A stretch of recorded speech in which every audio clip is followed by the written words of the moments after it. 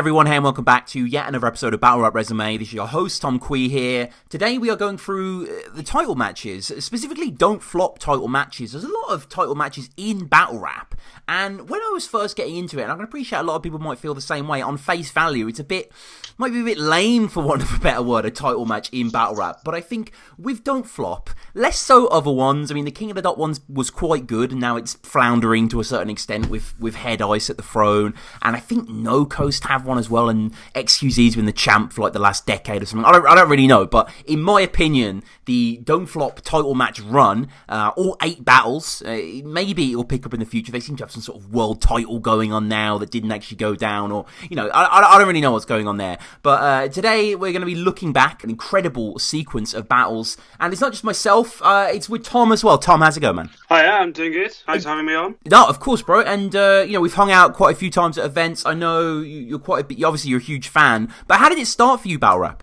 Yeah, it started for me when a friend of mine persuaded an English teacher to put on I remember Blizzard versus Mark Grist during a lesson.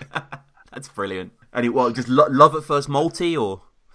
Yeah, well, I sort of just went back and just watched other Mark Grist battles, and then, as you know, sort of the snowball of just like clicking through and recommended of YouTube.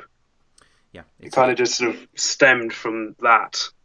And you know, just before we get into the show as well, please follow us at Battle Rap Resume. Get in touch with me, battleresume@gmail.com. If you want to come on the show yourself, if you got any correspondence, if you hate the show, if you love the show, Patreon's there if you love it. You want to give back, iTunes as well. We've got a lot of battles to get into, and just before we get into the first one, obviously Sensor versus O'Shea, the rematch at To The Test 10 that closed the event.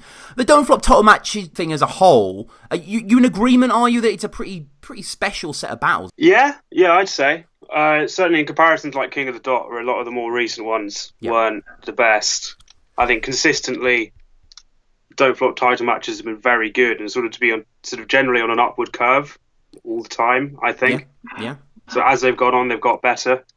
I'd argue. Yeah, I would certainly agree. And the first one, as I say, O'Shea versus Sensor. Fuck all this crap about bringing intelligence. Lad, I'm the king of irrelevance. Fuck England, I'll have your missus thinking of Everton. I'll take your kids. I'll take your kids to the zoo. Like, do you like penguins? You do? Cute. Now stare at the fucking elephants. You don't know this guy. He used to be in the Everton hooligan firm. He truly did. Until one day a youthful kid put glass through his wig and the scars are proof of it. You wanted to be a hard man at the weekend, running with the crew and shit, but when it got too hot you pussied out, and that's when your weekends changed to doing this. They had battled before. We've covered this on the show before with Sensor, with O'Shea, and it's a fantastic title match, but it's very emblematic of 2012, right? Yes, definitely. It's very There's in a lot, that capsule. Sort of a lot of bars that wouldn't get used now, I think. Yeah. Quite, time relevant. Certainly, yeah. I mean, talks about Tube in the beginning of it as well, which is brilliant. Yeah. And you know, it says like where O'Shea battled some other kid. Yeah. It was too easy. I'm such a fucking loser that I know that. Yeah, but it was too easy down in the car park in Brighton, I think. Yeah, O'Shea, takes the battle. And I think he had to do a lot to lose, really. He was kind of elected at that point, wasn't he? President-elect. And he just had that sort of winning persona that's always going to put him in good stead, I think. Sensor was great here. But Sensor just sort of tries to dissect O'Shea, goes in a lot, mentions Hillsborough and then blames O'Shea for being the reason of, like, future drug-dealing crimes, whatever goes in on his hooligan past. And he said, he says that he was a football hooligan, and O'Shea looked very confused. I mean, I've no idea about any of his personal life, really, so I don't know how much of it is true. No, but he did look very confused when that was brought up. Yeah. He looks a bit vulnerable, actually, when he mentions some stuff. Like, Sensor mentions O'Shea's brother maybe having a gun charge. O'Shea agrees with. And then Sensor does flip it quite a funny way, like O'Shea being interviewed in Morrison's. Have you ever packed a biscuit? Your biscuit, yeah. I like that, and like you say, a lot of insight into the 2012 stuff. Talking about random comments, Gunning Chronicle, and O'Shea rocking the Zayn Azrai shirt as well. Yeah. As a fan, it's so great to look back, isn't it, Tom, onto the Test 10, and just to see how successful it was, what joy it's bringing to people. Oh, I mean, it's great great event, and I know you've broken it down properly before, and there are so many good battles on that card. Yeah. That just the whole energy. I don't know. It's a great. I assume it was at the end of the day, and it's sort of just like building up and the final battle of that. Yeah, O'Shea saying Censor's kids are shit as well, and all this kind of going back with classic bars such as this. Yeah. His dress sense ruining reputation. I mean, O'Shea rags on Parma Violets, the sweet, which I'm actually quite a big fan of. I know they're slightly like Marmite. Well, it was more that he said that you're so poor. It was the only thing you can afford your kids for Christmas. Yeah. Which is a very O'Shea bar. Incredibly so, yeah. And, there's a lot of... Censor as well gets a lot of stuff thrown at him about, his wife and the sympathy child and all that sort of stuff. And, O'Shea's crown champ, and moving forward, it made sense as we were pushing past these kind of, building up to 4th birthday. Having O'Shea as the, as the mast, as the standard there, it was just good marketing, I think, by Don't Flop. Yeah, definitely. I think if Censor had become the face of Don't Flop, it would have. I don't know, because O'Shea'd been there from the start. He'd done everything. Was it I made Don't Flop? Don't say I didn't. That whole thing. Yeah, O'Shea's definitely the face of Don't Flop. So if he hadn't been champ, it would have felt wrong. Yeah. And I think in the judges you can see that none of them want to not give it to Osh. No, pretty much. Yeah, he's an incredibly likeable guy, undeniably so. And he gets a lot of good lines in as well, going on Censor's kids, and one of them looks like him, the other look like Archaic and Yeah. And he does say, you have supporters, I have fans! And, I think he mentioned on the show, actually, it made him cringe a little looking back. But it's, horrible. Yeah, it worked, yeah. It definitely works, because if you get getting the crowd on your side like that is always going to help you in a battle. Although he did insult them, I think not long later. He said something about like shock value and how the only people react to it. The only reason these people react to it is because they're faggots. Just after saying that they were his fans. So classic. Typical O'Shea, insulting the crowd that he says loves him. Yeah, it's the epitome really of his style. He's able to talk about jizzing on his son. And you still love him, it's not a mark on his record, so to say. And moving forward then to 4th birthday, Tony D versus O'Shea. No, I'm not young, I'm 28, I'm pushing 30, kidder. But you're older than me, Joker and Verbsy, kidder. Listen, I show no mercy. Bona fide, low down, dirty bastard. I got my fingers in all sorts like Bertie Bassett. You don't understand. I'm blessed on some Bernie Mac shit. One punch I'll have him face the wrong way like a journey backwards. My bars leave the crowd amazed like early magic. Your bars are old and stale like a Boxing Day turkey sandwich. So you're like... First title shot. If I'd have to take a guess, this definition spot. So certain I'd have placed a bet. But it's Earth's decision. And it's got a couple of his mates upset. But Paul or me, what's the difference? Either way, you facing death. Bruv, this the kind of match reminding man of Guy Ritchie behind the cam. Tommy and Turkish working with an unlicensed fighting scam. 2 black guys trying to rob a bookies with a dire plan and a getaway driver that's an overweight giant man. I think this battle's nearing 500,000 views now, which is very impressive.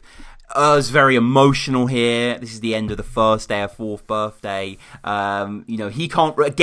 He mentions the first person O'Shea battle and he can't really recall it. And he talks about it being the first ever Don't Flop battle, really. A lot of people are divided on this battle, Tom. A lot of people, gotta say myself included, I've got O'Shea winning this.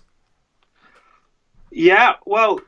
as you know, I wrote a blog detailing why this is my favourite battle ever. And in it, I said that I thought Tony won. So I kind of feel like I have to stick by that. Yeah. But then when I watched it again for this, I changed my mind. You're a big man to admit that. But yeah, I think Tony, he maybe plays into O'Shea's hands. Yeah. But I'm sure if I watch it again, like tomorrow, I'll say Tony won. Yeah. It's just one of those battles where just never made my mind up over it because it is just, Tony's coming with such intricate stuff, such woven stuff. The con scheme, for example, in the third, which I think's actually dated quite badly. Yeah, kind of generic. Yeah, I think it has, and I think also if O'Shea had gone second, I think he would have won. But I think if the battle hadn't ended with Tony's con scheme, and if O'Shea had been able to say, like, once again that you've just done another stupid scheme that didn't make any sense, then I think, because he didn't get a chance to flip it, or just sort of go into again, because a lot of his bars are about you do schemes that have no relevance. Tony... and then Tony does a scheme which doesn't have a huge amount of relevance, and then O'Shea didn't get a chance to say anything about it. Yeah, you're completely right, because, I mean, O'Shea's pretty much opening bar is a D, and Tony D stands for dickhead. And his first is exceptional. I mean, O'Shea is just absolutely, just cruising along. Stink your house out like potpourri, the snail orgy line, even like non-punchlines that I just like my bars leave the crowd amazed, like early magic, send Sprungy around your house to drop the M-bomb. But it's like shouting knobhead as if he was pretending it was that. Yeah. It was. No, I like the Ali Campbell UB40 bar. Fire. Yeah. And you're completely right, because I think Tony does just do what O'Shea says. O'Shea clowns Tony for the schemes. He does like a sort of Sylvester Stallone Arnie scheme, which is so O'Shea, and then. Tony does a long golf scheme in the second, and it's just a bit like, well, It's some very clever puns. Don't get me wrong, I'm not downplaying Tony, and I think he comes into his own within the title match frame, the Yunnan battle especially. I think he's absolutely exceptional. And there's so much funny stuff from Tony, the whole cock blocker, defensive bruising on the arms, wet more wang than rain in China is inspired and incredible. But I think strategically, O'Shea outfoxes him. Yeah, I'd say so. Amazing battle, though. I think a lot of people point to this as one of the best Don't Flop battles ever. Oh, yeah. But I do love O'Shea's third when he's insulting London transport. Yeah. I love the idea that is like the angle of my city's transport's better than yours. Yes. He talks of getting a bus, getting to A to B is hard as fuck, and you're completely right. Yeah, get on a bus. Yeah, and he turns to the camera and shouts, "Day ticket, motherfucker!" Yeah, he does. which I've always loved. It's just as O'Shea says, he is the king of irrelevance. So absolutely, lest we forget as well, grabbing his cancer-riddled nan and blowing blunt smoke at her, which I think. It's inspiring, and the venue as well. The way the fourth birthday battles look is exceptional. I love the slight elevation. It's quite unique in these battles. In the venue that they're at. Like, it's just you can see the crowd, you can see them sort of looking up, but it's not too grand or anything. It just has the perfect, intimate, big stage feel. Yeah, it's a shame I never went to Cable before it closed down. Yeah, me neither. So I do live in London, but it's a lot of these places that got legendary nightclubs in London have all been shut down recently. Yeah. But that's how it is. I mean, yeah, but the hallowed battles that went down here, Orcs and Rogue versus C Major and Cracker went down here, alongside this, and obviously all the fourth birthday stuff. It was 5-2 to Tony. And one of the great things about these battles, especially the fourth birthday battles, was loads of judging. They were really going hard on that. You get to see all the guys chilling out on the green room to a certain extent upstairs in the balcony. And Saurus gives it to O'Shea, and obviously you don't cross Saurus. Like, he knows what the fuck he's talking about, and I agree, and I love how he's standing his ground. Him and Rizzle give it to Osh. Yeah. It's like when Saurus says, "I gave it to O'Shea, and I think that I'm right." I love that. Just sort of turning around to the others and telling them why they're wrong. And it's not like Tony winning meant Osh was irrelevant or anything like that, or, you know, Osh was, Don't Flop was going in a more wordplay direction. But I think that's one of the reasons why Tony won, because of the third, and because we were sort of in this 2012, like, I think we spoke about this before on the show, like, a huge moment was Bullets versus Bamalam. You know, that introduced, you know, I remember myself and my friend Danny obsessing over that battle, thinking it was just the greatest thing ever. And it's still a brilliant battle, but the schemes were just, you know, and Chiller as well, and QP and all that sort of stuff. So it was in that vogue, and Tony's always been that to a certain extent, but we see that in a lot of battles coming forward. But Tony won, and a lot of people felt that, you know, Definition should have got a shot. Definition at the same event on the same day against Grist mentions where the fuck's my title shot or something like that. So we move forward a little bit. Where Osh battled Uno is where Tony battled Def. Very quickly, Tom, and just to give a quick shout out to the Kruger edit of this battle. Oh my god, yeah. Because it is so good. And if anyone for some reason hasn't seen it, just go watch it and just be amazed. Right, moving on. I concur. I mean, just to explain, it's like there'll be references to bars like, I think the Snatch scheme, for example, by Tony, which we didn't really touch upon. That's a brilliant scheme. You know, all the clips, and it's just edited in the smooth, acerbic, inspired way that Kruger can do. And I'm actually going to be launching a new series soon on the channel called Exploring Kruger 7, where I'm just going to be going through all of, you know, anyone that knows Kruger 7, Kruger's sort of YouTube hub. He's uploaded so much, of course, so much inspired shit on there, so I'll be going through and celebrating that. But yeah, next battle I want to talk about is the Definition battle. You think Osh buddied me and I didn't outbar him? Then you the type to watch me walk on water and be like, psh, it's only because he can't swim. You're just a gnome. You shouldn't smoke. It stunts your growth. I've just been told you visit Zimbabwe and give tips to Mugabe on how he can recruit little kids into his army. Coney D. Huge shout outs to Def. We do a Watchmen podcast together. It's a bit of a weird battle, isn't it? A bit of a weird pairing. Yeah, I've sort of seen this before, but I didn't really pick up on how weird a battle it was until I watched it back for this. I was sort of actually looking at it more, I don't know, analytically. This is Wardrobe, West Yorkshire, incredible event. Leeds. You know, in Leeds, great crowd. Don't Flop is still on the up and up. It really is. I think Mickey said this recently on the show. It really is that sweet spot, that kind of post-4th birthday, pre-5th birthday. You know, that year was incredible, that 2013. They were really beasting here. And, you know, Def deserved this. Def is you know, UK battle rap legend, no doubt about this. And, you know, I don't know. I think it's just a bit of a style clash, I suppose. I don't think they necessarily complement each other that well. And I know it's a battle rap, and I know it's just winner takes all kind of thing, and it's still a fun watch. But again, this is maybe an argument against the title match where, and Tony said this at the end of the Yunnan battle, you know, there's certain people you don't want to face, but you're forced to face them by virtue of owning the title. And at certain times. And yeah. So, I mean, what are your general thoughts on the Def Tony battle? Well, one thought I had was I'd forgotten how many race jokes Def made. Right. there were a lot of them. Yeah. And a lot of comparing him to sort of random black or mixed race people.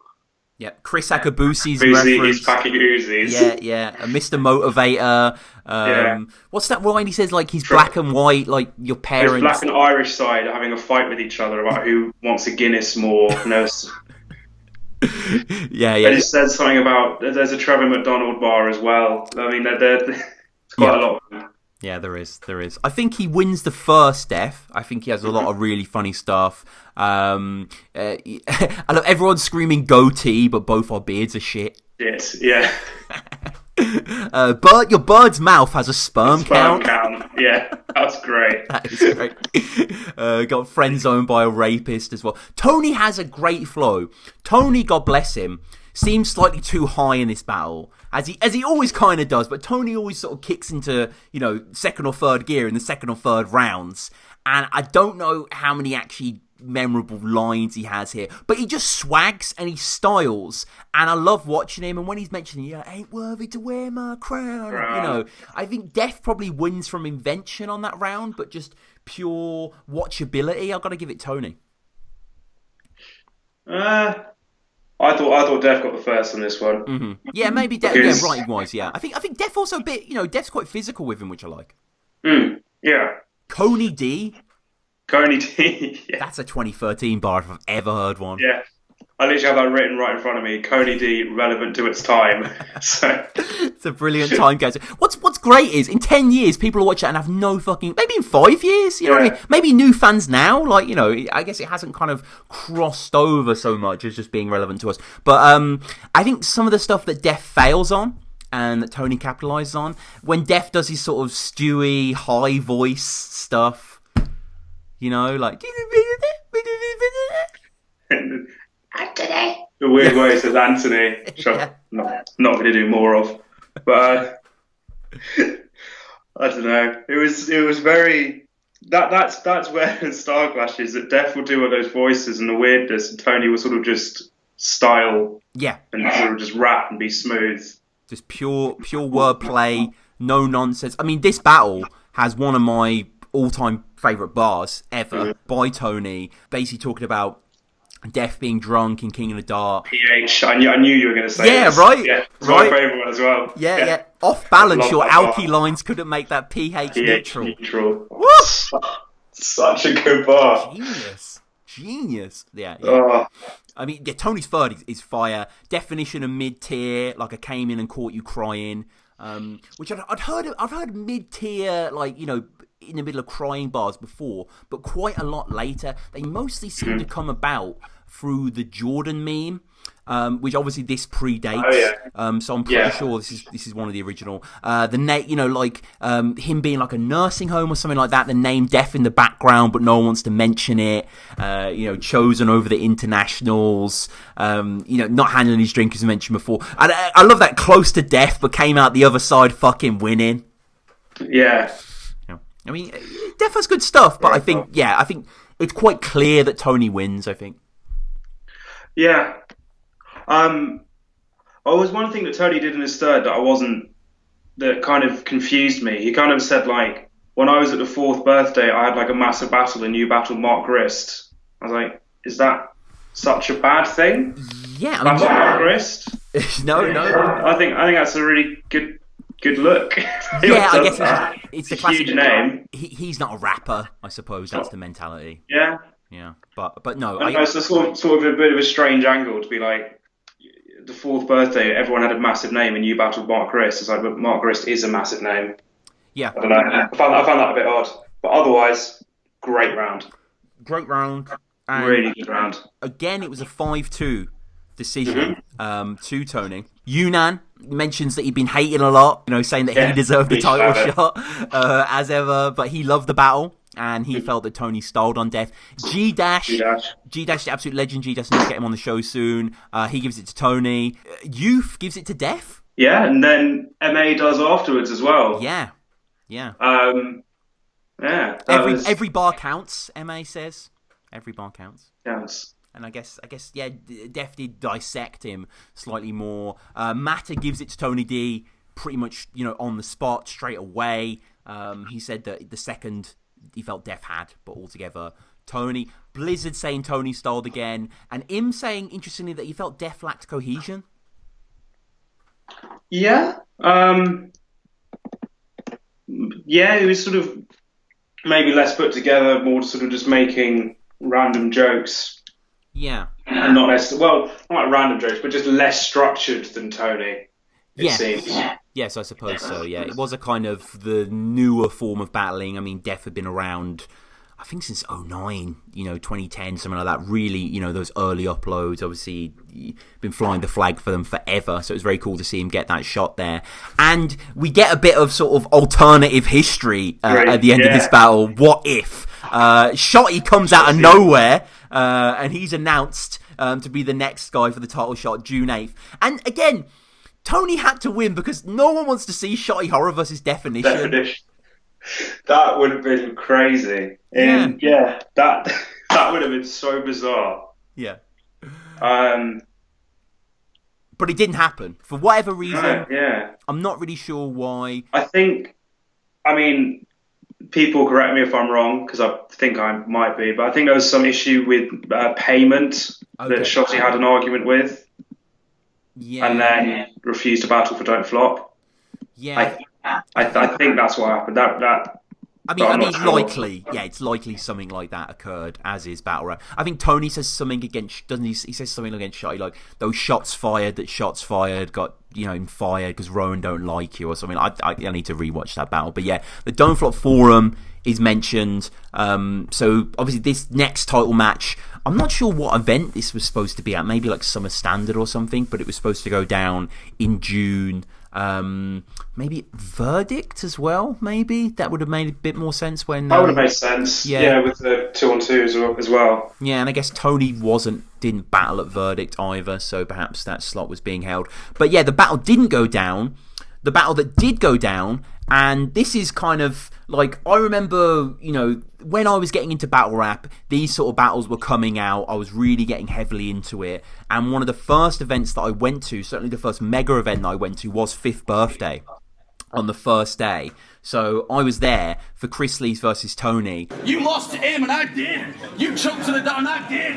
You're black on white, you're white on tight, man. Can't you see that we're different? I think it's time that you listen. Get the fuck up on the stage this instant. It's over, Tony. I'm owed this trophy. You ain't the best in England. I will ask, man, Kuklinski, because the boss convinced he was talking. Where he stand, where he falling, where he fool, where he talking, contract killer. I'll break this lease down to the small print. Right, he need protection, because everyone in the house paid an amount to see you stretched out. Lease extension. And I can remember quite clearly when Chris Lees got this shot. A lot of people were quite confused, but if you look at the work he put in, he undeniably deserved it. Yeah, I'd agree. Do you recall any backlash when this was announced? I mean, this was before I really started following the scene, probably from like after this battle. Right. To be honest, I wasn't like in the forums or anything at this point. But I can understand why there would have been backlash. If it wasn't, I don't know, someone like a Dialect in Leeds. Yeah. Maybe sort of people might have been asking for that more, and I could see that happening. I really like this battle, and I think yeah. So do I. Yeah, and I think Chris Lees is fucking great in this battle. Mm-hmm. I agree.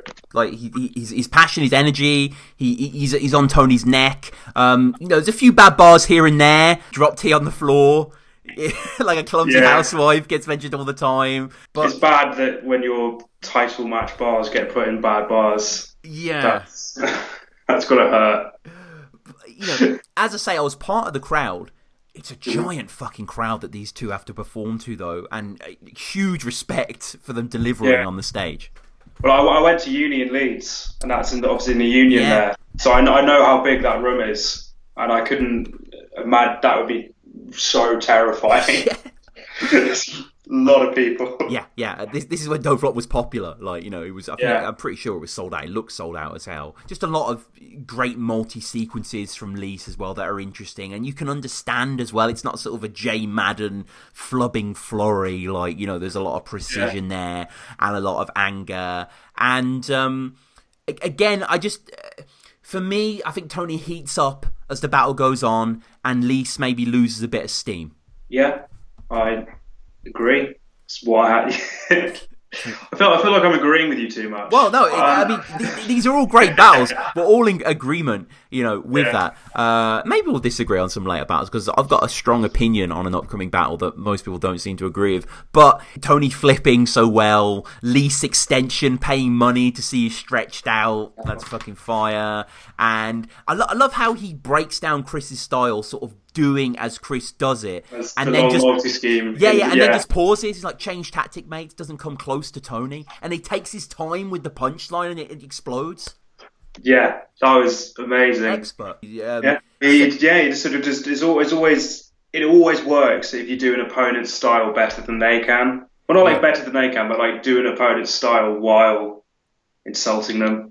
Yeah, Yeah. It's done a lot, but like if it's done well, it works. Yeah, I mean, think about Gemini doing the grime flow versus dialect. Yeah. Jesus Christ, that is a neutralizer and a half, yeah. And the amount and Arcane did it in every single battle in winning. Yeah. Show him how it's supposed to be done. Oh, shut up, Arcane. although shout-outs to Arcane. I think I'm going to have him on the show soon. He wants to come on the show, so mate.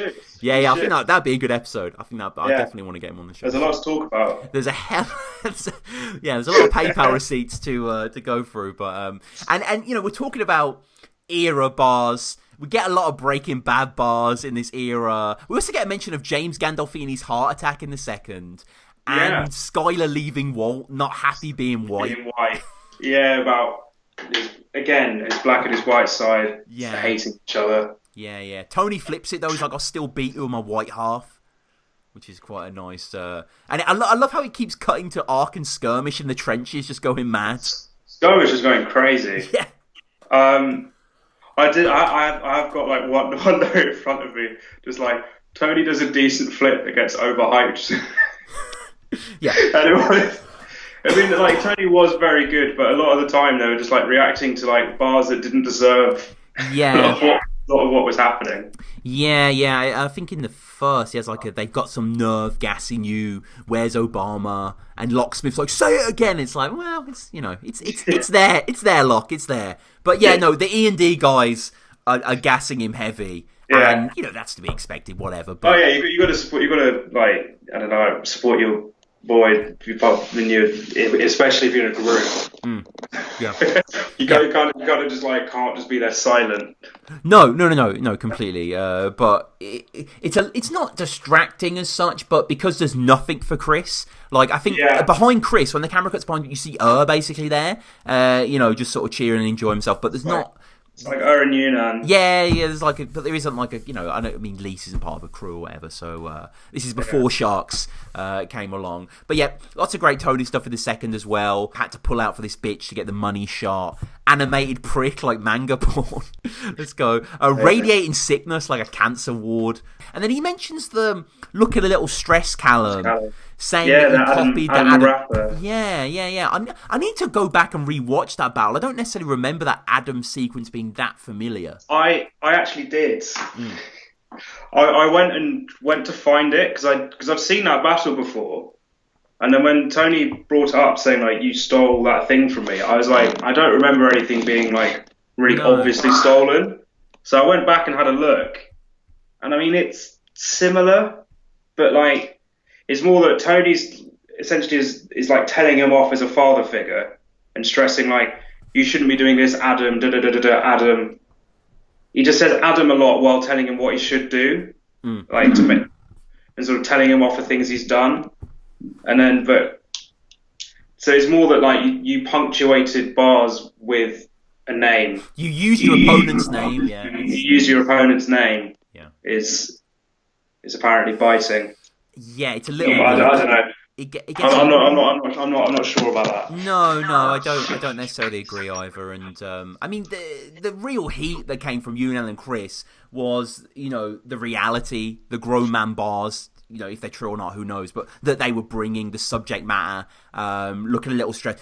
Torah dress and stuff like that, like really visceral images that they were throwing out there. Chris rises to the occasion of the title match, tries to get more personal. Goes in on the Poison Poet stuff, which is interesting for me as a fan, but I remember at the time having no fucking clue what he was talking about. I probably didn't know what he was talking about the first time I watched this, to be honest. But like watching it back, he was saying that you put out one mixtape during the 6 years you were together. Yeah. Like. That isn't very good work, right? Yeah, I agree. It's not. But the quality is there from Tony. I think Tony says as well in the next round, like more than me or whatever, or you're my biggest fan. You're my biggest fan. Yeah. And Tony wins, which I think's pretty fair. But I may have said on this show before actually that I thought Chris won. And there is a contingent who do. What's your thoughts? Did Tony win this? I thought Tony won it. Yeah. I thought he was just overall just sort of smoother, broke Chris down and sort of basically said exactly what Chris was going to do, and then Chris did it. a couple of times. Yeah. So I kind of think that kind of just played into Tony's hands. This is a great Chris Lees, though. I don't want to take anything away from that. Yeah. I think it's. Oh no, not taking anything away from Chris. Chris was incredible in this battle. I just thought Tony was better. Yeah, maybe it's my memory playing tricks on me, but I'm pretty sure I remember the verdict being announced, and then Chris, I don't want to say storming out the building, but I remember seeing him leave instantly. Maybe he had to get a train or something, I don't know. But yeah, I don't think he was too happy. And that's what you want to see. You want to see it mean something to these people, and they were putting it all on the line there. And Tony was champ yet again, and it's kind of like, I don't know, it's kind of like when you grow up watching football and Man U were always the champs. It's like when I was watching Battle, it was just Tony D was the champ. He was just, he was just there. It was bolted on, and it was quite a long break now. We don't even go to 6th birthday. Obviously, Tony battling in between. Very, very quickly. Yeah. I just want to say that. Do you remember the Philly Swain judging decision for Tony versus Chris? I didn't actually watch a judging on this one. No, what was it? It's amazing. He literally just comes into frame and goes, Tony won, Chris did too much rappy shit, and it just walks off. I wrote it down. He's on screen for 4 seconds. just sort of just. I'm gonna go back. It's amazing. He just says he won, and then just gives a sort of 5-word reasoning, and then just walks off. Now Tony D versus Yuna, which I think was supposed to go down at 6th birthday. 6th birthday. Yeah. And then what? Tony couldn't do it for whatever reason, so then Seoul Yunnan happened. Yes. I think Seoul was also meant to battle someone else. Yeah. If I remember hearing, because I think said something about it in the. There's something meant. I saw something in the battle. I haven't written it down, so I can't remember what it was. It might have been in the intro or something like that, where I think Seoul was also meant to have an opponent. Yeah, I think you're right. Yeah, because at that, I think because Bonnie was supposed to battle Enigma there, and then Shotty was supposed to battle Young Il, I think, as well. Yes. But for whatever reason, again, that didn't go down. So yeah, it was supposed to go down at 6th birthday, moved to 6.5 birthday, which is a great weekend of battles. Really definitely. Underrated event, I think. I think there was tons of good stuff here. Obviously, O'Shea versus Pedro. Rob Wilson versus Heretics, really good as well. Soul Jitsu Willsey 2-on-2. Is this the same one as the Grime battles? Yeah, Bam versus Dialect was there. And then Brucey versus Zen. Yeah, Brucey versus Zen. Yeah, I love that battle.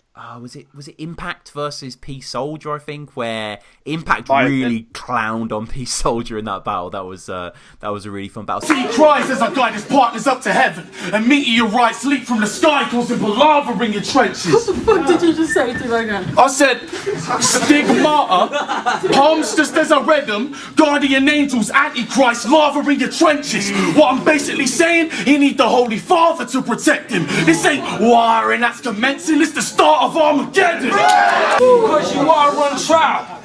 It just ain't for your freedom. It's for the claims you can beat him. That's make-believe for the public, but it ain't the public that you gotta make believe it.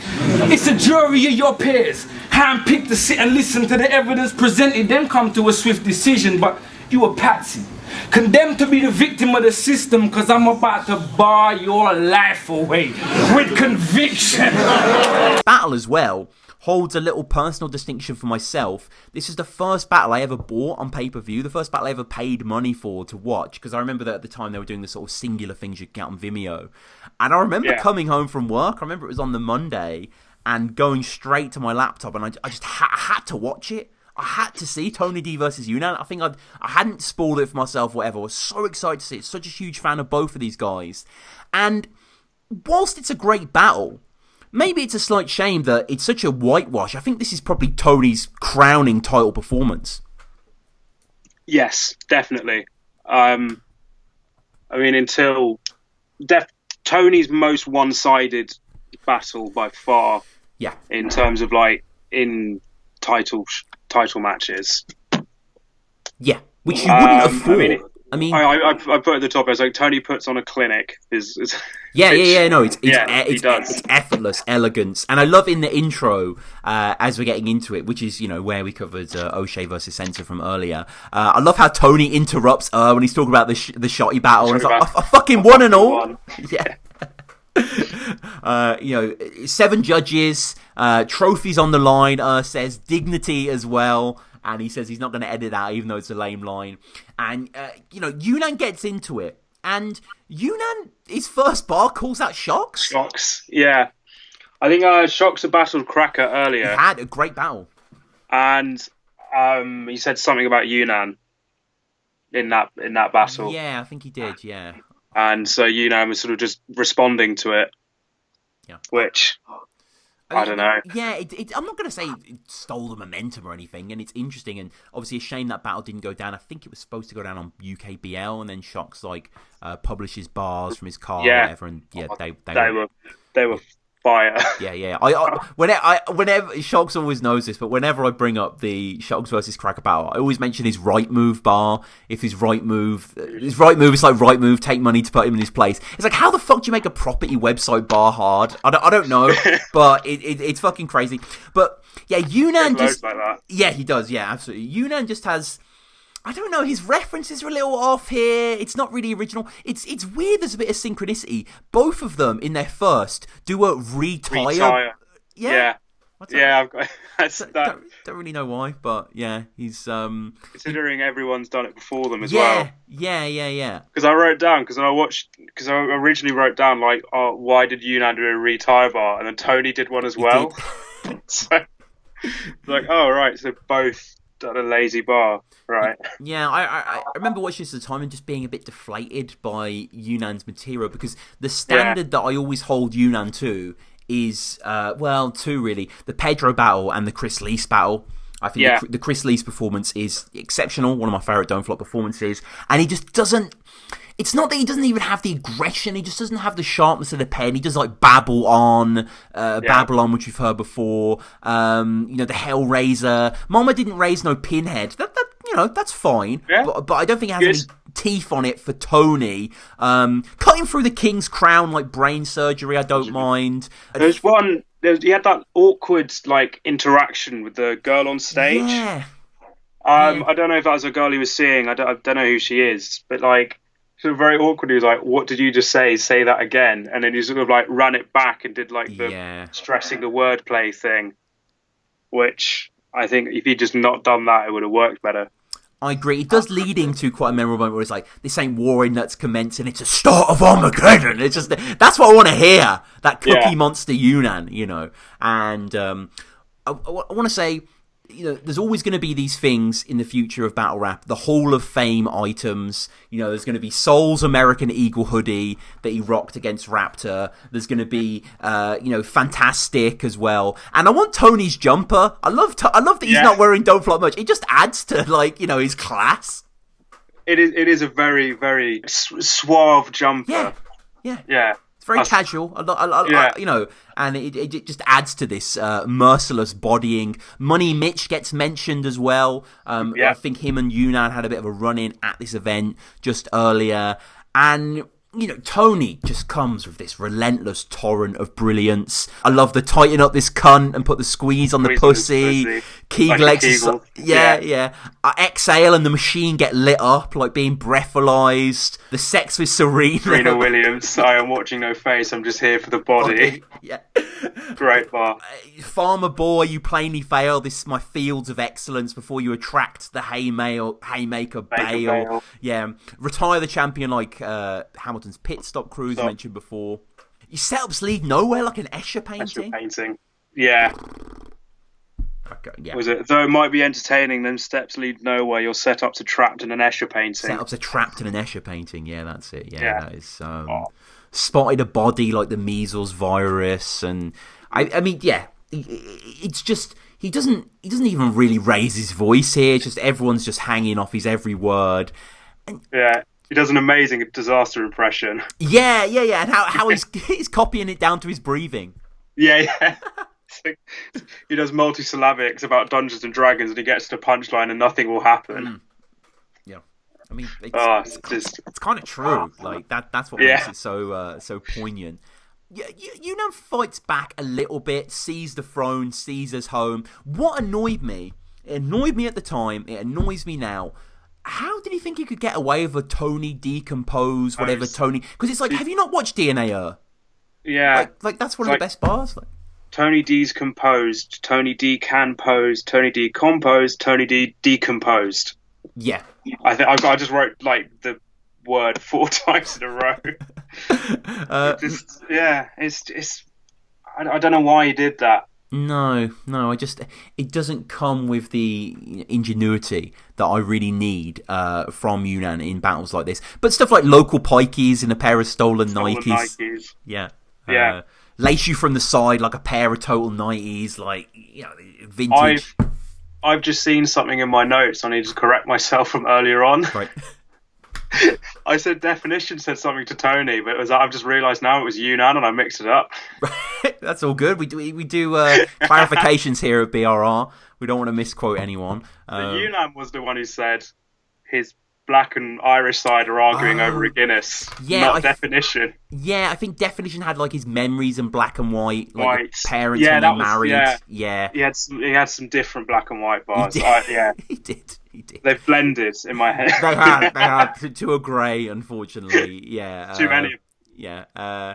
And Tommy has a nice reference to Gimme the Loot, Biggie, where the cash out, where the stash at. I like where he's like, grow the fuck up, Tone, and Tony's like, I can't, it's battle rap. Yeah. Really endearing. I really like that. And he mentions, again, misguided, he mentions that he visits a therapist, and then he sort of does his body parts talking to him. I don't know, it doesn't really work. Yeah, it's like, I don't know, it was all about saying you smoke too much weed and then taking too many antidepressants and then slit your wrists. Yeah. But in a very convoluted way. Very, very convoluted way. Not a very good Tottenham angle either.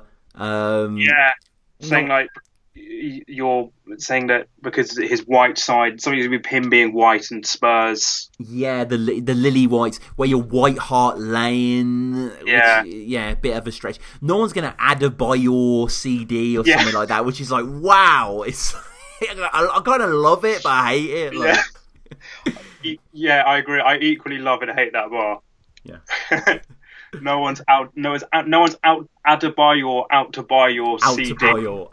Yeah. It's like out to buy your CD, I think is what it was. Tony just cataloguing the fact that there are so many angles that you can bully Yunnan with.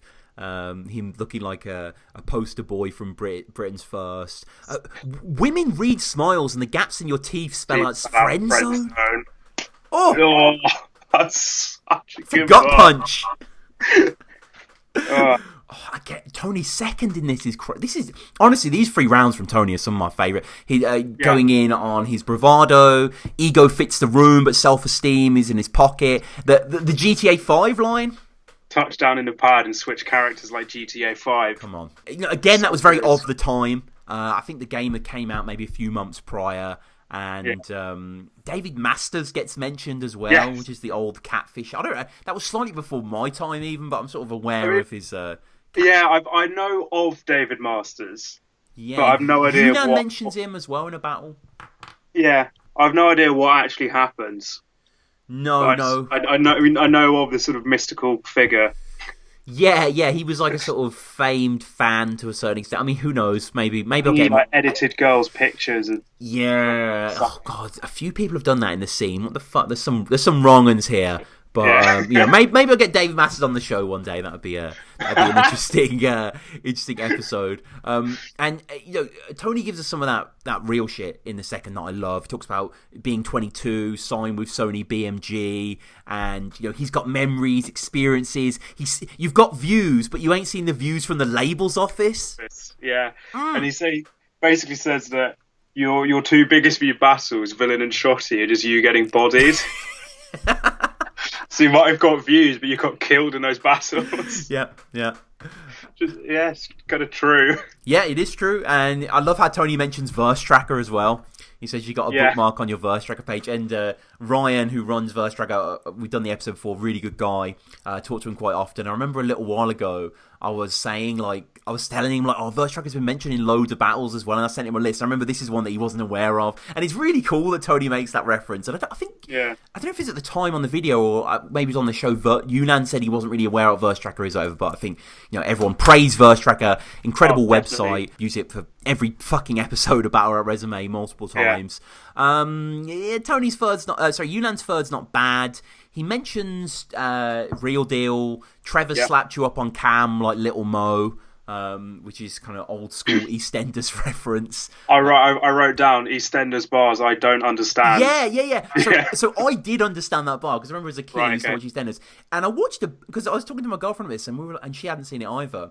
And on YouTube, the BBC channel have loads of EastEnders clips. So basically, horrific storyline. Keep in mind that this was on 8 p.m. on weekdays. Little Mo was sort of the very wallflower, not nice kind of shy retiring type, and she was with this crazed guy who used to beat her and actually raped her on Christmas Day, and that was the that was the Christmas episode of EastEnders. As everyone real talk. What year is this? This was like 2000. That's crazy. Yeah, I know. And he was like a real nasty piece of rock. I think he hit her with a hot iron and stuff. So it's this is like on a soap pre-Watershed. So yeah, basically Trevor slapped her up on camera like Little Mo. I know. Ridiculous. Tony, Yunnan going with the Tony sister line as well. She was line. She's crossing the line. Pregnant 7 times a week. She grew immune to morning after pills. But yeah, what I love, you described Tony's sister as the type of girl I wouldn't even have to bake a cake for. Yeah. That was nice. Yeah. I loved that. Yeah, that was really good. That was very knowing. And Tony again. I mean, we keep saying that Tony's styling out, but he really fucking is in this third. And he puts things into perspective with the Canada stuff as well. Neither of them have been invited back. Neither him or Yunnan. Yunnan's been back. Well, Yunnan said to the camera that he had been invited. Yeah, but this was before this was before the sketch battle, though. Yeah. Which was a big disappointment. Yeah, it was, really. Yeah. From both of them, to be honest. From both of them. I mean, it became a bit of a sort of battle to a certain extent, but even beyond that, it was, I don't know. They just never really got working. My name and title is on the line, so my pen resorts to signature moves. Crazy. That's so good. That is perfect. There is not a syllable wasted in that line. I adore that line, and he ends with a knock joke as well. And ironically, unanimous who? Yeah, it's a unanimous decision to Tony 7-0. I agree with. Yeah, I don't think you can really argue with that, really. There's one thing that I noticed, Cracker said that he loved the GTA 5 bar so much that Tony could have just won the battle with that alone. Wow. Which Crack's a big rockstar guy, apparently. Yeah, that is but no, that bar was pretty exceptional. Tony gives a little speech at the end as well. Obviously, he's giving up the title. It's really nice, actually. Obviously, Tony's such a character, and it's cool to see him doing this little thing. He says he's just defended it for the 3rd time. You need someone who's hungry, someone who wants to be there.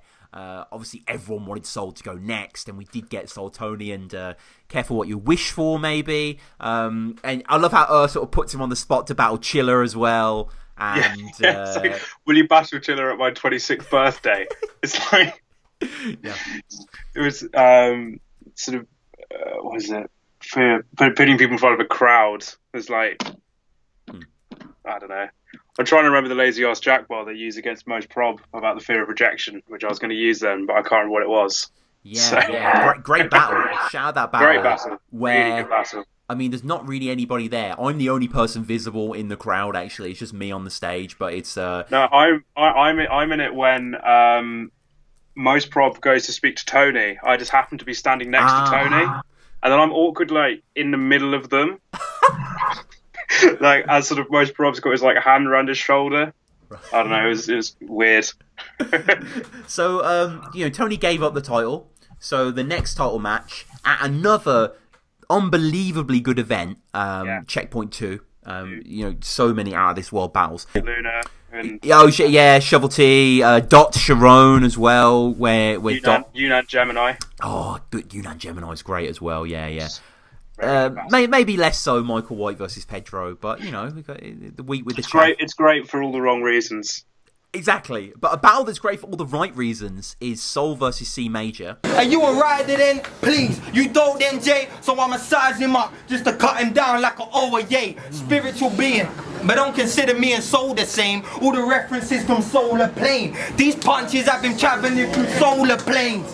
For Soul was taking shots, but see it's souls we take. We lower graves. It's Soul's a name, this Soul's his aim. I'm taking over Tony's place. That style was one failed experiment that I gave this monster life with. So that's the scene that Dr. Jekyll body's hiding. I'll keep it simple. Get off my dick and stop the biting. I will pan circles around C, cause he copyrighted. Cool to see Tony as the co-host. I've never seen Ministry looking better than in this event. The place is packed. Yeah, I think because it's the pit rather than the stage is much more obviously packed. Yeah, because you can the camera can actually look round the room more.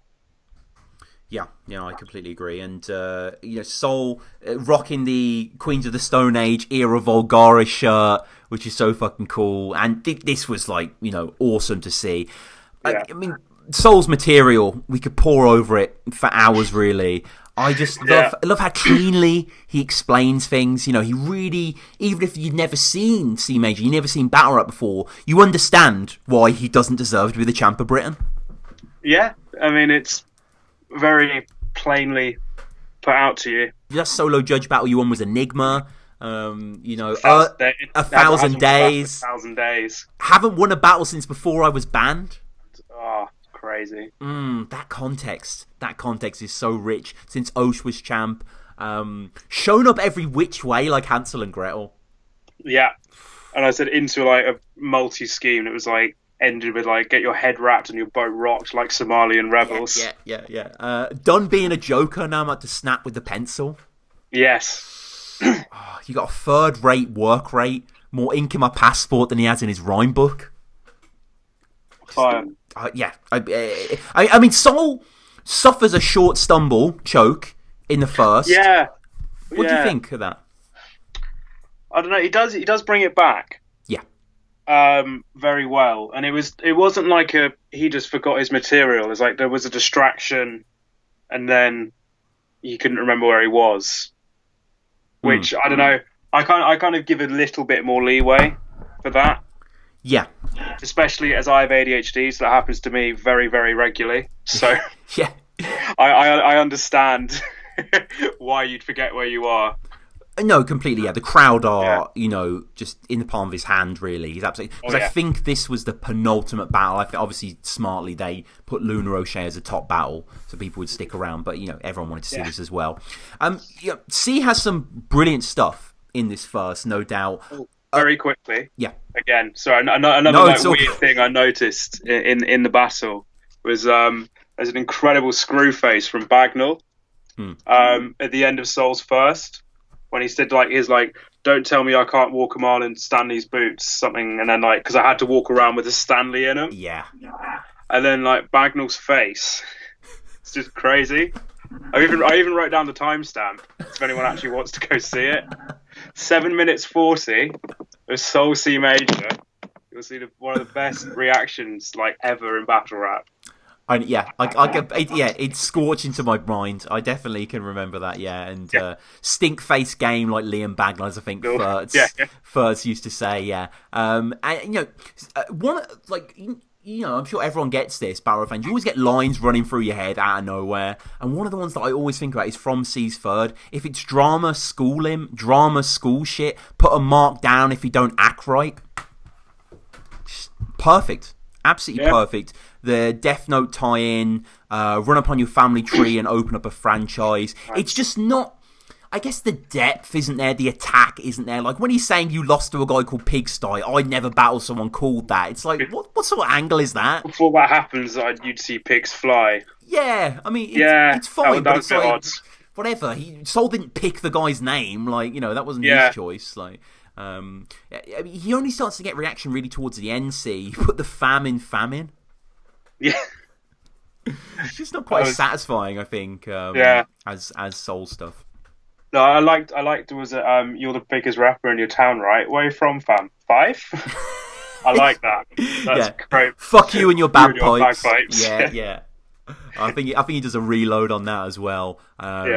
Sol spelling out in the second, you don't deserve to be the champ of Britain again, and how. I love how Sol paints himself as like patient zero, because he really was pioneering back then when he was battling Weedy and Zeus. He was pioneering a deep writing style that was quite new, especially for battle rap in general, especially UK battle rap. He describes his style as... Yeah, go on. No, he describes his style as being like an ill experiment, and again, beautiful bar. The pen circles around C because he copywriting. Copywriting, yeah. I mean, that's just so perfect. Just like the imagery, Yeah, it comes together in a I'm kind of taking my breath away slightly, even just reading it on the page. And then I don't know, maybe the best bar in UK battle rap. Yeah. From Sol in this round. The colder than ISIS, 2 I's you can't use, 2 S's you can't say. Yeah. Stunning. Absolutely. And the way Sol crosses his eyes as well when he does it. It's just... And he just looks into the camera. Yeah. He does. He knows that it's absolutely... He just looks into the camera and he just does like a small exhale. Yeah.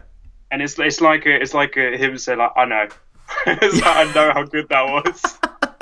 And again, similar to GTA 5 mentioned by Tony, I don't mean to be morbid here, but ISIS were a bit more relevant back then, you know what I mean? They're the constant mainstay of the news, and, inevitably with these cycles, unfortunately, things just, fall and rise. But at that time, which was like the summer of 2015, May 2015, something like that, it was just everywhere. Incredible about that. Especially with Donald Trump talking about it every 30 seconds in his campaign. Yeah, exactly. Which would have been then, so yeah. Yeah.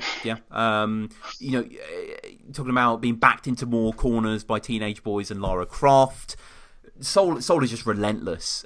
He's on full pace. We get a Chris Tarrant scheme, the coffin without cheating, the major. Yeah.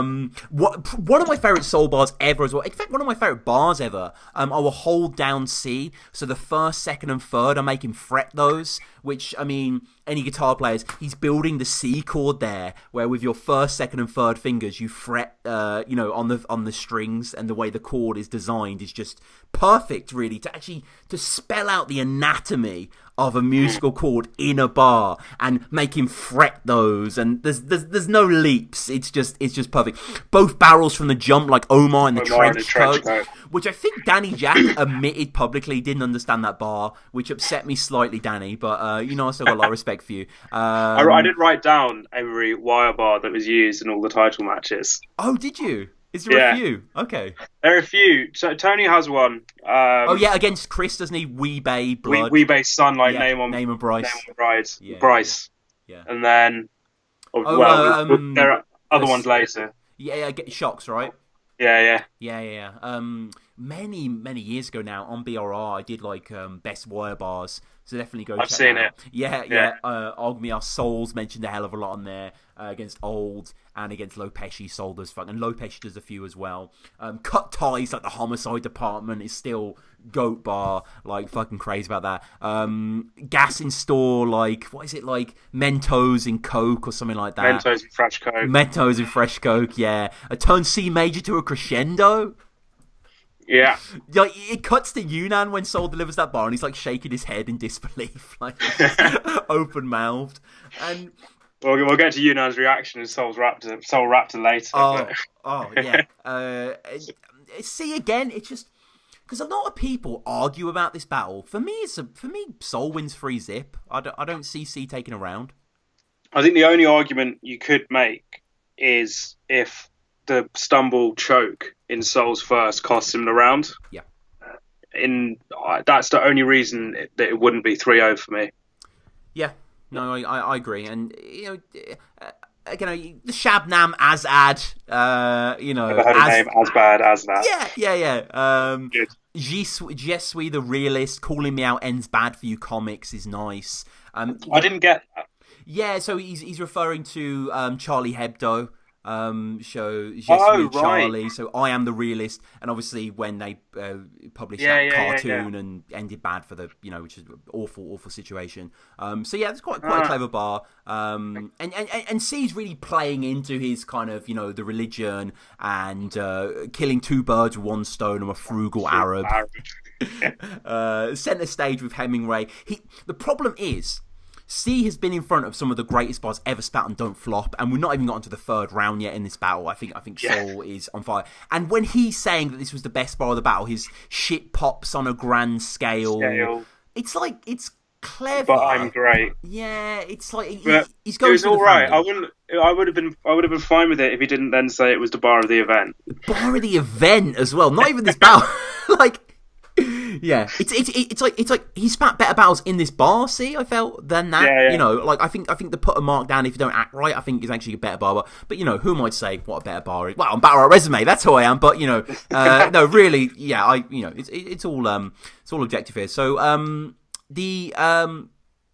it's all subjective here. So you're Muslim. I probably had more sex than you. Is Soul's flip here as well on the long thing. He clowns him for doing the snipery, saying his name was Jim. And bringing that in. Who's more real, the faggot in the sweatband or the dude who threw a punch and is willing to get banned? Yeah. And for me, one of my all-time favourite sequences is him, the 2012 killer crop, the killer crop, the Callum Boom, Eakin Gibbo crop, the bicker lots on Twitter crop, reason vets were quitting crop, cringy crop, whingy crop, seems sick if you didn't flop. Just like some fucking nuclear winter crop, and him going through the whole history as well. There.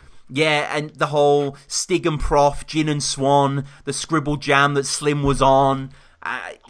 For me, it's just quite, it kind of blows my mind when I listen to it. Yeah, the whole thing about the vets and who basically say everyone could, don't look down on people, everyone can look up to anyone. Yeah. It's like there's always people before you. Yeah, exactly. And there's you have no authority. Shoulders of giants. Yeah, exactly. You have no authority to judge. And just from it's interesting as well. I want to know all the people he's talking about because some of them I don't know. He says that's Chris and Tom. I'm not sure of Gizmo Kong.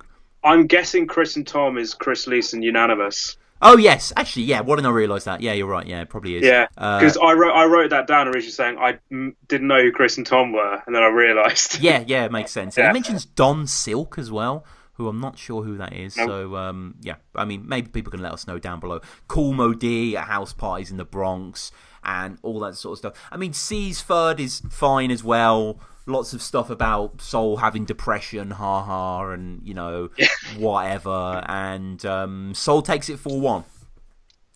Yeah, with Jack Flash giving it to C Major.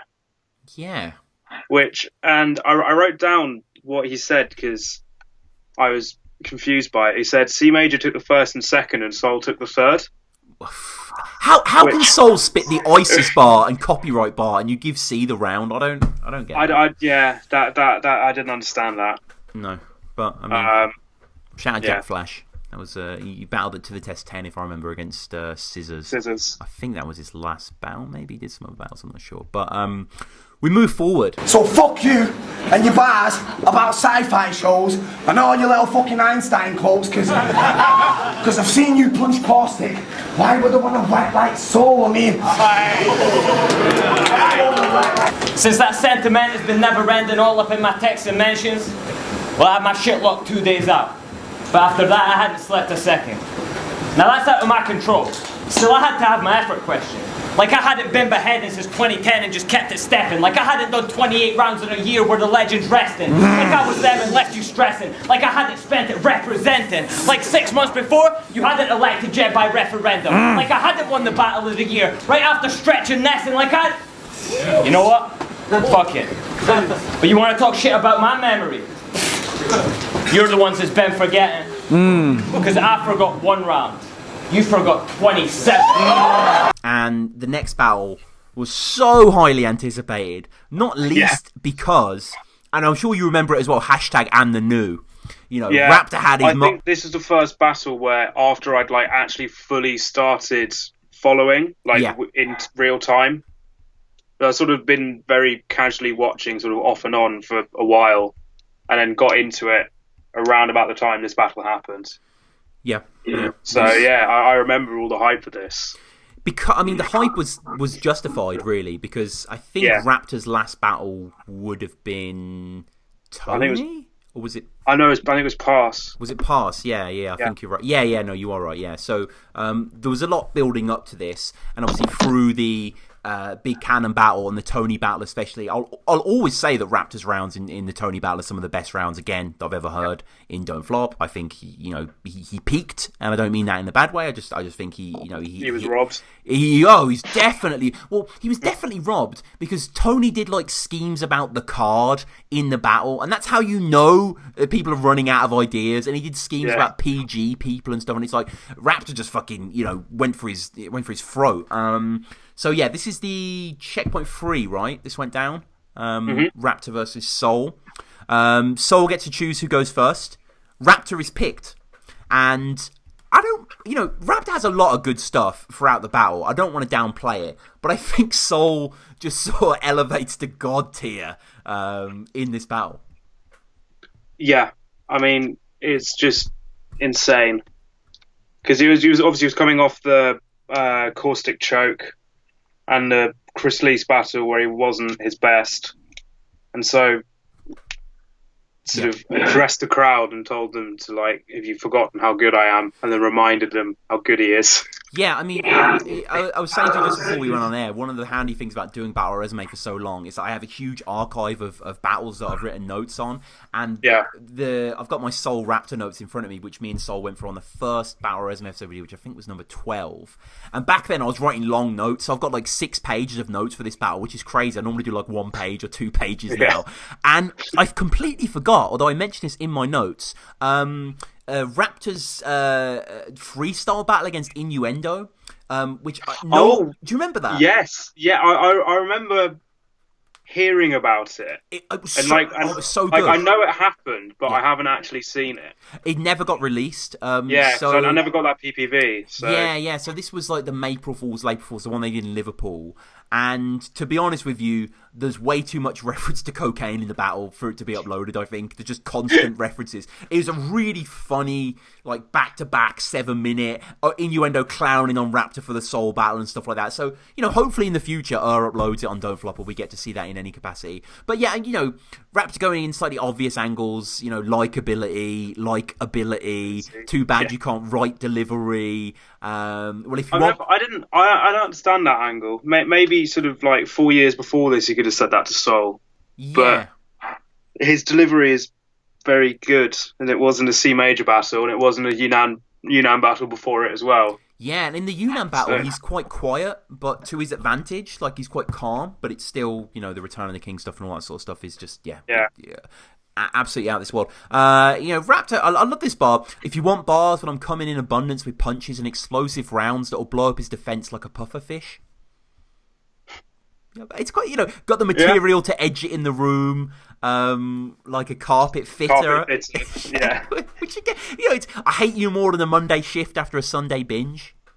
Yeah, it's good. Not too much going at Soul though, and one of the things that I love is that Soul doesn't really go at his opponent either in his first. He goes to the crowd.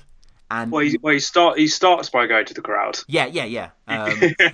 He does go to the opponent later. He does eventually. He doesn't just do the whole battle to the crowd, but battle rap can have this sort of 24-hour news cycle paradigm where your last loss is how you're really defined. And he says like I hadn't been beheaded in like 2010 and just kept it stepping. And I love like 6 months before you hadn't elected Jed by referendum. Yeah, which is just fucking fire, and kind of like a sort of false choke. Kind of, you want to talk shit about memory. You're the one that's been forgetting because I forgot 1 round. You forgot 27. Yeah.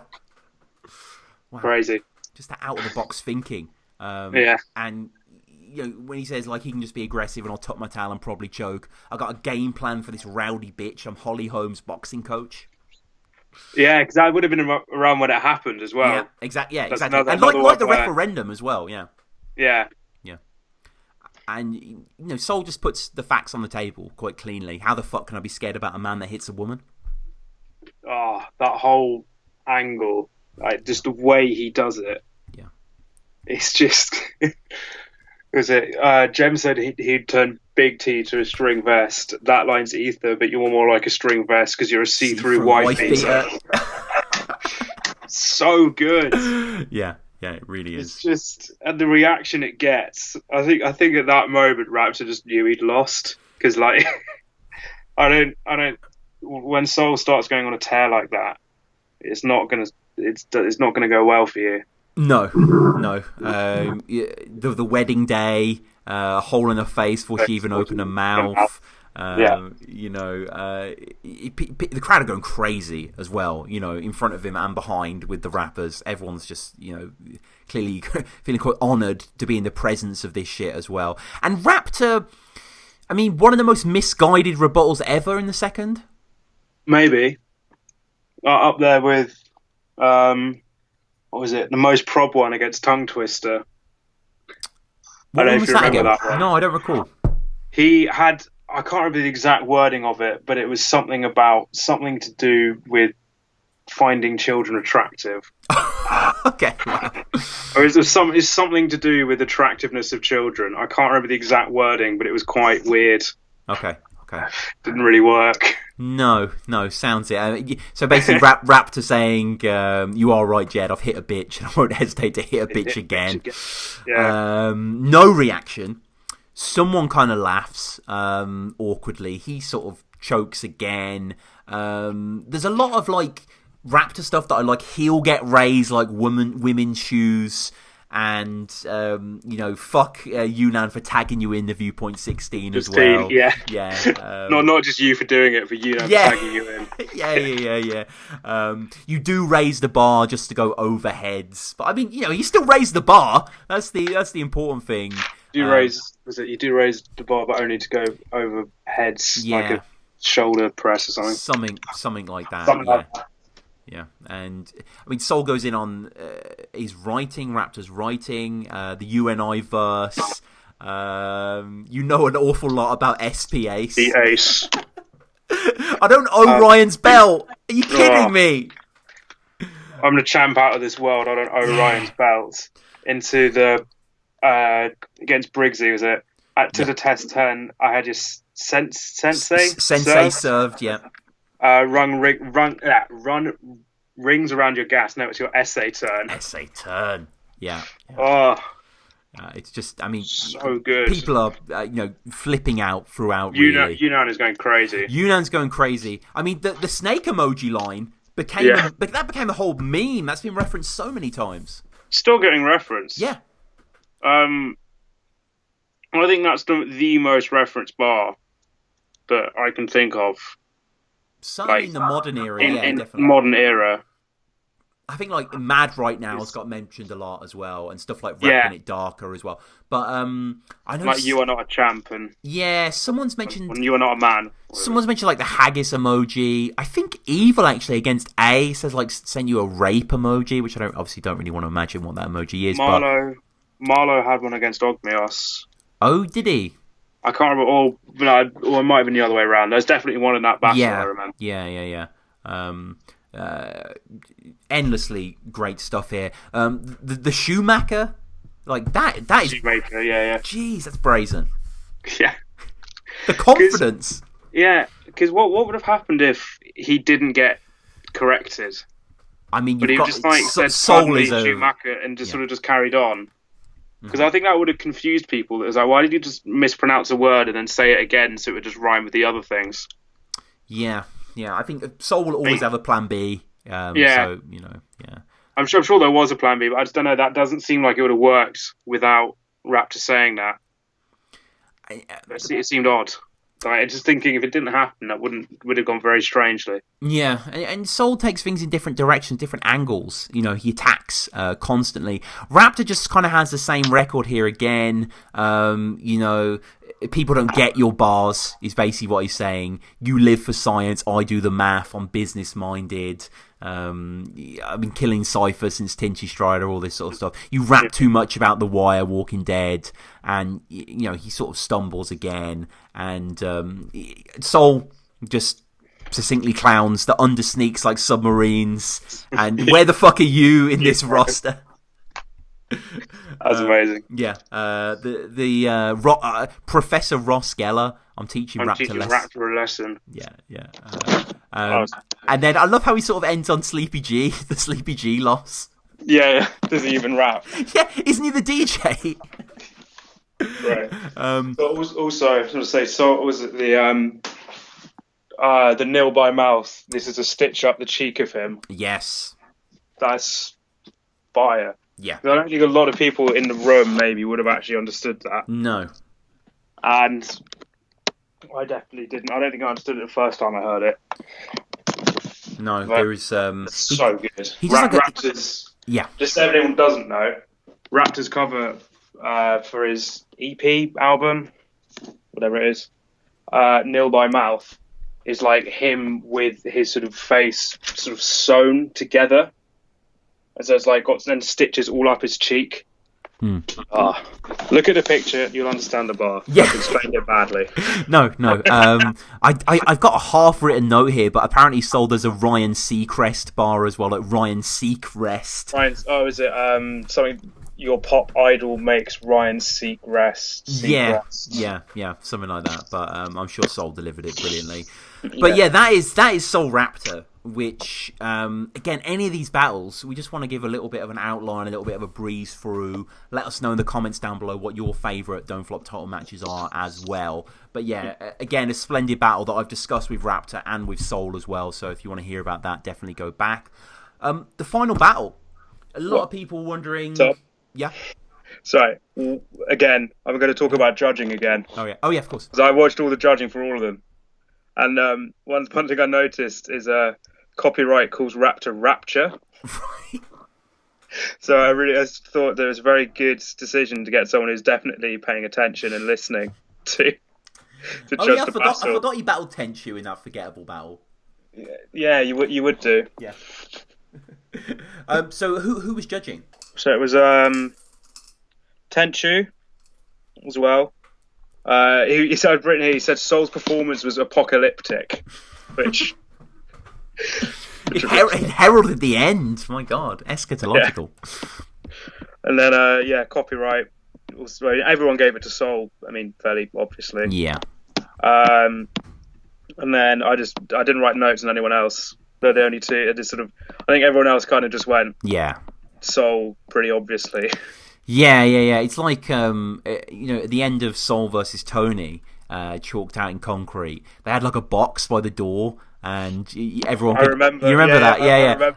And everyone could hand in their slips. I remember having an argument when I was walking out because someone said to me, do you give Tony the first? and I asked him if we'd seen the same battle.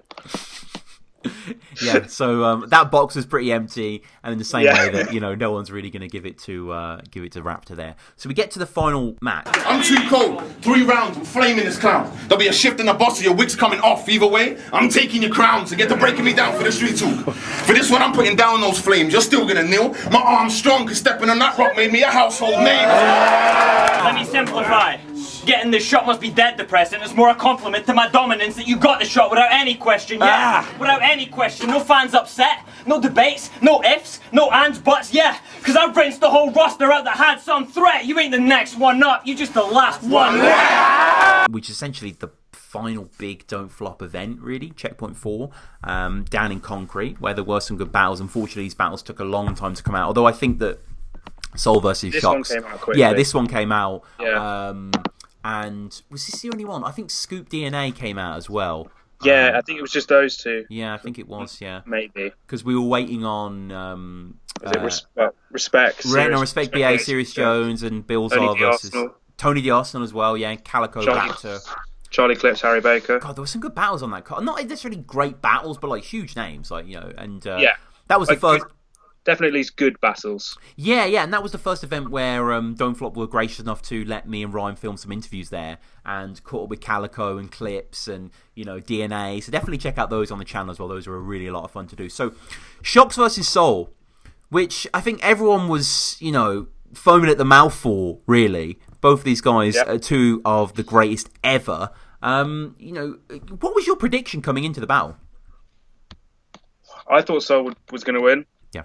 I remember thinking that if Soul had sort of did the same thing he did against Raptor and sort of Nestle and that kind of performance, I didn't think Shocks would match it. But he did. He did. He certainly did. He certainly did. I think he was the greatest Shocks we've ever seen. Shocks came on the show soon after, and we spent like an hour going through the battle round by round. So definitely listen to that as well. I'm hawking all the Battle Rap Resume episodes on here today. But yeah, I think you know, there's so much like that sort of stuff. Like Shocks, it connects so quickly and so viscerally, and it's really hard to deny. And I think Soul is on that level. I think Soul has some of his greatest bars ever, and Soul's the first person to admit, even though people love the round, and I think the round for me has aged brilliantly, the third by Soul a lot of people point to as maybe being not quite the right approach, I suppose, for the occasion. Yeah, that's how I describe it. I love that round, and the build up to it with him sort of talking about heaven and before, and hell, the sulfur and the pitchforks, and yeah, and he's sort of like, he mentions hell all throughout the battle, and then, but yeah, I think it was a wrong approach for a title match. Yeah, I think so. I think if he'd just gone at Shocks for 3 rounds, he would have had more of a chance of winning. Yeah, I think it was pretty even up until the third. I'd probably I had it 1-1 going into the third. Yeah, that's fair. So if he'd done another round like his first, he could have won. But and I guess Shocks just pretty much does the same thing all 3 rounds, which is what you want from a juggernaut like him. But Soul tries to go bar for bar in the first. Well, I say try. He definitely does. I mean the Thunder line, right? Let me know how far away from here is. Like, that's one of the most creative bars I've ever heard. Yeah, that's just, and what he was doing, the reaction encompassed the bar. Like the noise we were making is what he was referring to. Like, you know, it's the levels. Absolutely. How is it getting peak for me? Because this is the peak for you. That's astonishing. Yeah. Oh, so good. A dual Shocks when his vibes rated, his pads getting rumbled. That might be a my generation bar, but he's, you know, referring the old the PlayStation controllers, the Dual Shock, the Rumble pad, and the 10 a penny Beggy Cretins flavor of the month One Trick Pony co-headlining event peasants, like the way he gets that out there, the way he addresses the crowd as well, waking up inside, like Evanescence. But let's not sleep on Shocks either. The Armstrong stepping on that rock made me a household name. Yeah. Woo. Still gonna kneel. Yeah. The wire bar that you mentioned as well. Love the wire when it's twisted around your neck. Just start asking for smoke like Omar. Yeah. Well. Yeah. That's crazy. Yeah. It's an onslaught of the type that is rarely seen on Don't Flop, and I love the venue. I love the crowd. Obviously, you know, we were there as well, and the atmosphere was astonishing. And I remember at the end of the battle when we were all waiting, and I think I was one of the first, whatever. I'm acting like it's like a BBC breaking news or something, but I tweeted out like Shocks has won, and I don't think people believe me. And I remember everyone coming up to me like, "Oh yeah, you can battle Briggsy now," and it's like, "So why couldn't you have won?" Like, is that why you're about to say Soul won the battle? Yeah. Or, yeah. Shocks has so much good. The London stuff as well. Whole view of London changed when your eye takes in a shard. Running out the blue like a cold tap. Cold tap. Yeah. What the? That's a kitchen sink bar. Like. Yeah. It's fire. And is was it you're just jealous of everything that's blue like Gargamel? Yeah. Like Right Move, like Smurfs. It's just like, you know, Shocks can make these. The flow that carries Soul, like the River Styx. The River Styx. Nice. Perfect. And again, you know, great thing about Soul's my favourite battler. as I'm sure many other people. I'm sure if you did a census of most UK battle rap fans, the most common favourite battle rapper would probably be Soul. I think he would just be, certainly be up there. He is mine. Yeah. So you can yeah. There we go. I know it's predictable, but no, I think if you're into this type of battle rap, pen game, whatever you want to call it, then Soul is going to fall into that remit. What did you think about his take on the psychologist stuff in the second? And him having the sim, I should say, at Christmas. I think a lot of people misinterpreted the angle because he wasn't. A lot of people were saying, but that was a nice thing to do. It was like that. That's not what he was saying. He was actually saying that Shocks wouldn't be good at it. Right. And I think a lot of people understood it as like, why would you do that? Why, you shouldn't do it in the first place. I think definitely judges said that. I don't know. I definitely there were comments or something, whatever it was. People were saying that, and I think that even though I don't think it was necessarily a great angle, and he should have if he just kept going back to back bars, I think he would have had a better round. Yeah. If he just came. With I understand the angle, and I think it's a good angle. But if he just barred out, I think he would have worked better. Yeah, I think, to be honest, I didn't really consider that angle of the angle. And that is good. And the whole more death on his Sims and a psychopathic kid and, talking to him and he sends you a ticket link for the battle, it could be worse. And, Soul has such character, really, when he plays this out. And for him just to go for that as well and to the third, just to try something different. I think in our little pre-interview that's on the Battle Resume channel as well, he discussed this. And I think I call the Dafraki or Dothraki. I mispronounce it. I still mispronounce it, and he corrected me on that. So I appreciate it. So a lot of people point to Shocks' third as well as really kind of cementing, his approach. The bar on bar to prove we're equal. Witness intimidation, just fucking lie in a box. Make it matter underground like a Hadron Collider. Bullets go in vest on the low to keep him silent partner. It's put fire to an animal to even the odds like Mowgli. Crazy. I mean, yeah. So exceptional. And I think in the same way that maybe O'Shea had to win, maybe Shocks had to win, although Soul is a brilliant poster boy for the title.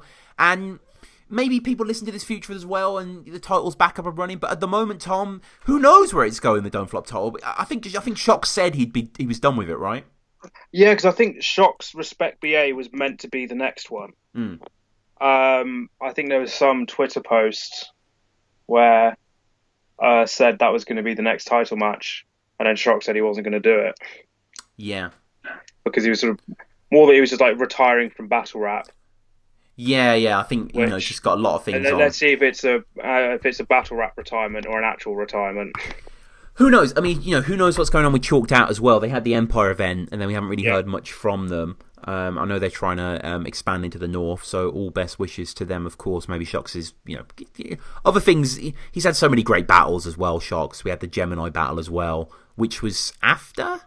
I think that was after, right? Yeah, of course it was. Yeah, it was later in the year. I was there, so... 0-2, yeah, it was 0-2, yeah. With Jem's incredibly long round that Avo turned off on Ruin Your Day, but it's still a really good round. Someone donated. Yeah, that's crazy. $71. That's crazy. Well, I mean, I'm hopefully going to be on Ruin Your Day when Avo comes to do it's over here. Yeah, when they're doing the Sun Man the Safe thing. So maybe we can watch it then, or watch some gem battles or whatever, or put some UK stuff on there. But yeah, I mean, that basically brings us to the end of the episode. We've gone through all very 8. Quickly. Yeah. Again, on the topic of watch and Ruin Your Day, the Soul vs Raptor watch. Oh yeah, is amazing. Saurus is there, Chiller. Saurus. Yeah, they have a really good panel, and Saurus breaking down all the wrestling bars that I had no idea. I didn't understand them at all.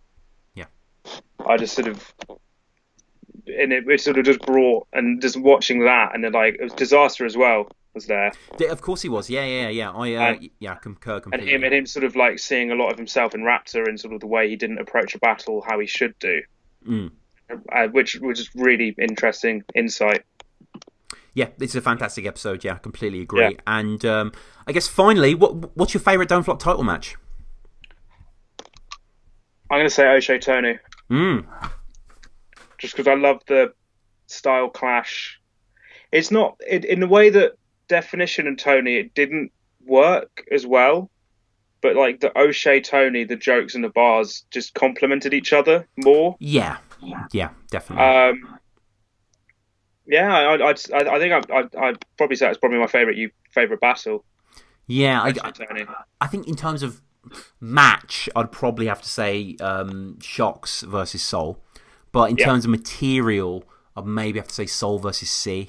I adore Soul's 3 rounds in that battle. Some of my favourite examples of battle rap. This is why I'm so passionate about this shit. I can't get enough of his writing in that clash. And please let us know down below. Rank them if you'd like to. Your favourite, least favourite Don't Flop title matches. We haven't even got onto any 2-on-2 title matches. Yeah, exactly. We'll have to maybe do that in the future. A whole other episode. I mean, it's not been that many. I mean, there's been 3, right? Yeah. Yeah, but I mean, still. The Don't Flop 2-on-2 legacy, there's a lot to look at.